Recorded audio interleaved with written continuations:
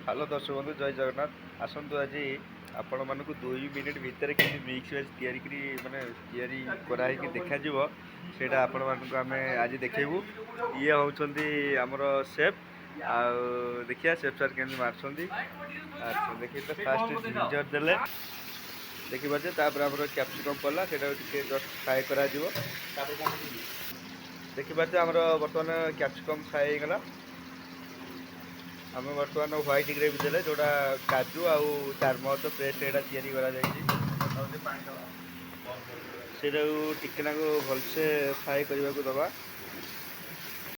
देखि पारे हमर ग्रेवीटा बराबर हो गला तापर बर्तमान आम भेजिटेबल दबा बर्तमान हमर भेजिटेबल पड़ीगला तापर किछि हमर देखि पारे सेटअप अछि पनीर भी तादर आम किछि देई दबा पनीरटा देले मिक्स वेजर टेस्ट आउ फ्लेवर दीटा को पूरा खाइबा पाइंका भल कर टेस्ट तापर आम टे फ्राए करदे जो मसला अच्छी चिली पाउडर पकेबा हल्का टी हल्दी पाउडर तापर जीरा पाउडर टिके तापर धनिया पाउडर टेस्ट हिसाब से चीनी मेथी पत्र टिके दबा तापर